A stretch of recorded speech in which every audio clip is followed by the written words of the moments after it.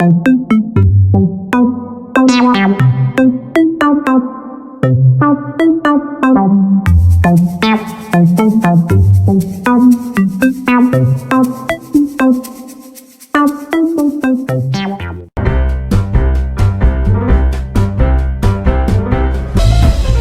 poterie Talavera est une tradition de poterie mexicaine et espagnole qui tire son nom de la poterie espagnole de Talavera de la Reina et qui existe depuis le 16e siècle au Mexique. C'est une faïence émaillée à l'étain avec une glaçure à base blanche, typique de ce style que l'on trouve surtout à Puebla en raison de la qualité de l'argile naturelle qui s'y trouve et de la tradition de production.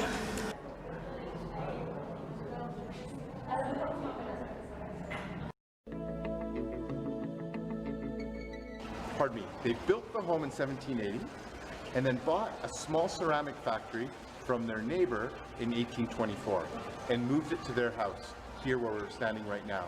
It's been in continuous operation for 194 years without interruption. That makes us the 8th oldest company in all of Mexico. A funny little note is the oldest incorporated company in Mexican history is Jose Cuervo, the tequila company, which is kind of funny. At the beginning it was called Talavera? Talavera. Talavera comes to Mexico from La Reina Talavera, just outside of Madrid. It's a style of earthenware ceramic. So at home in Canada, we would call it tinware or earthenware, or we might even use an Italian name. Talavera. We're part of a guild called Talavera. There's 7 companies that can call themselves Talavera. Cobalt blue, you can call any cups today. Coffee cups? Yes. What's really interesting is before you can go into the kiln, you need the piece to dry 100% because you can't have any water bubbles or moisture, otherwise it'll expand in the kiln and explode. So he's making everything 12% bigger because he's calculating that all that air and moisture is going to come out. Because this is the cup, but it's going to be this cup when it's finished. Ah. So it's going to shrink. It shrinks. Yeah, just naturally with all the air and moisture drying. Everything dries from, on average, 3 months it takes, minimum 2 weeks, maximum 6 months it takes to dry things. So he makes the peat. This way of doing it exists since...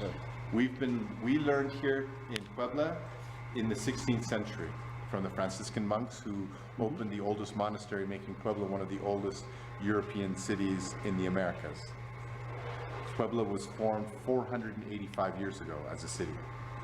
So it's that's how come you see all the beautiful, very old architecture. And when the Franciscans came, right away they taught the local people how to do ceramics, like in La Reina Talavera near Madrid, Spain.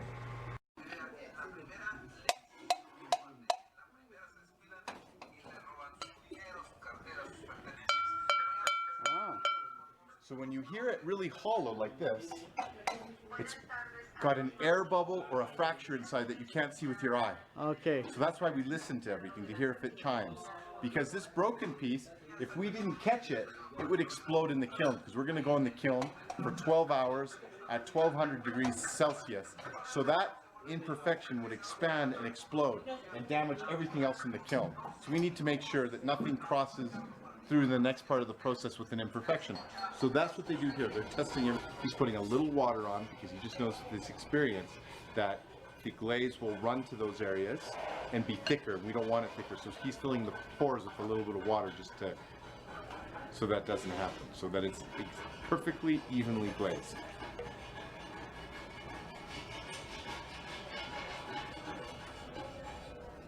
In 1993, I went to visit him, and he now lives in Uriarte, but he was from the Gulf of Mexico, from Veracruz. And through him, I ended up meeting my wife. So I've been married to her perfectly evenly glazed. So if they see that there wasn't enough in one area, they add. If there's too much, they take away.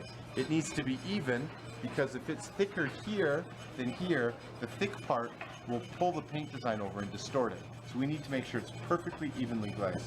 So that's what they're doing. They're checking the work of the first gentleman who glazed. La poterie majolique est introduite au Mexique par les Espagnols au 1er siècle de la période coloniale.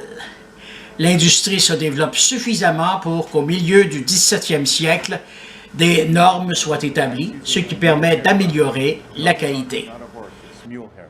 I'll show you why that's important up ahead. And she's painting the name Uriarte Talavera, Puebla, Mexico, and she's putting DO4. That's our denominación de origen, which means that's our guild number. Number 1 is tequila, number 2 is mezcal from Oaxaca, number 3 is onyx, and then number 4 is us. The world of handmade ceramics, this is a really, really big kiln because it fits 3,400 pieces. But I have to fill it maximum every 3 days because the pieces that are painted, if they sit and wait longer than that, they'll absorb too much dust and moisture from the atmosphere and affect the quality. So that just means that I have a lot of employees. We can fill that every 2 or 3 days. That's made out of vegetable carbon, like I mentioned earlier. Vegetable carbon will disappear at 600 degrees Celsius. But what that is that helps the painter have a guide so that the design comes out consistently all the time. But this is all hand done. This young man is not here right now, but what he does is we give him the design. He draws it by hand and makes a handmade stencil. He made all the little holes with the pin so that the carbon will pass through it. It's just before the painting. Yeah. Look, close and see, she's using a really, about 2 hairs of the mule hair brush. She's painting a really, really fine design. Basta saber en YouTube, él tiene un canal YouTube. Basta saber cómo se Está buenísimo. You are new stars. Somos estrellas. Oh, I forgot.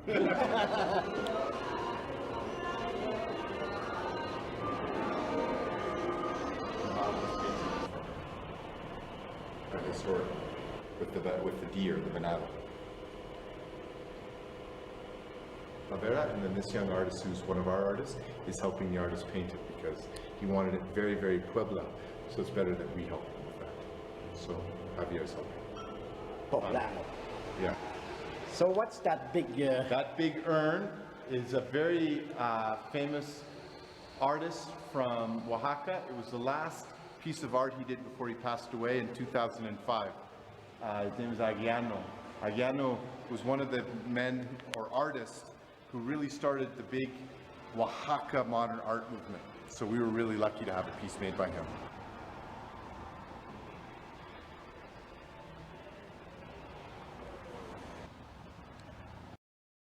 Des efforts pour préserver et promouvoir l'artisanat sont déployés à la fin du 20e siècle en introduisant de nouveaux motifs décoratifs et en adoptant la loi sur la dénomination d'origine. Toutes les pièces sont faites à la main sur un tour de potier et les glaçures contiennent de l'étain et du plomb, comme à l'époque coloniale.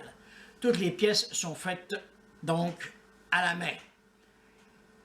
Et la céramique Talavera est surtout utilisée pour fabriquer des objets utilitaires tels que des assiettes, des bols, des pots, des pots à fleurs, des éviers, des objets religieux et des figures décoratives. Cependant, une utilisation importante de la céramique est pour les carreaux décoratifs des bâtiments comme la Casa de los Azulejos, qui est en plein cœur de Mexico, dans le centre historique, et que vous pouvez voir sur ma chaîne.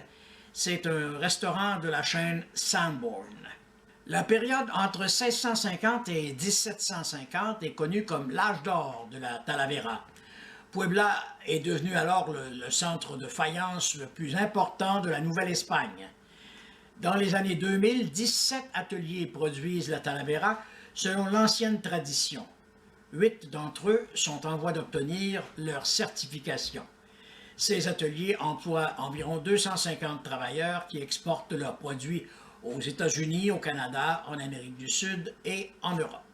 Il y a des expositions de Talavera au Metropolitan Museum of Art de New York et à Mexico même au musée Franz Mayer.